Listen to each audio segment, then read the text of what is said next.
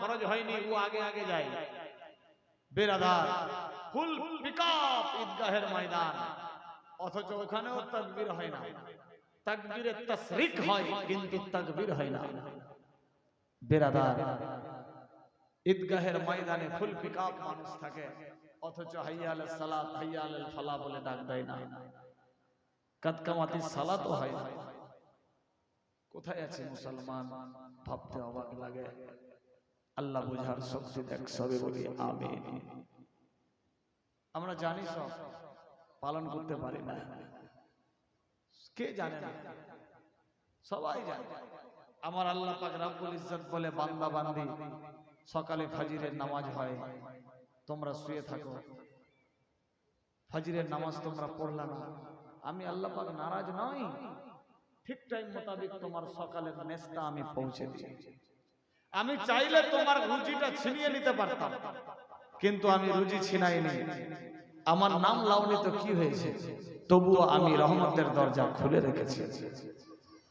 সকাল শেষ হলো, দুপুর হয়ে গেল, আগে নামাজ জোহরের, তারপর খাওয়া। বান্দা, প্রচন্ড রৌদ্র, গোসল করনি, ছায়ায় বসে আছো, জোহরের নামাজ শেষ, পড়লা না, তাড়াতাড়ি করে খাবার খেয়ে নিলাম, ভুক লেগেছে, তবু আমি রহমতের দরজা খুলে রেখেছি। আমি চাইলে এত প্রচন্ড গরমে তোকে মেরে ফেলে পারতাম, রুজি ছিনিয়ে নিতে পারতাম, কিন্তু ছিনাইনি, কারণ আমি দয়াবান, আমার নাম রহিম রহমান। কত দয়া করছেন আল্লাহ পাক, কিন্তু আমরা জেনেও জানি না, বুঝেও বুঝি না, ওয়াদা করেও পালন করতে পারছি না। আহারে মুসলমান, সাবধান, হুঁশিয়ার। দেখলাম মক্কা শরীফে, মদিনা শরীফে, আহারে ইসলাম কার নাম, আজান হতে না হতেই সমস্ত মসজিদ ফুল পিকআপ। আজানের আগেই গিয়ে হাজির হয়ে যাচ্ছে। আজান শুরু, দোকান পাশার সব বন্ধ, আগে নামাজ, তারপর কিছু।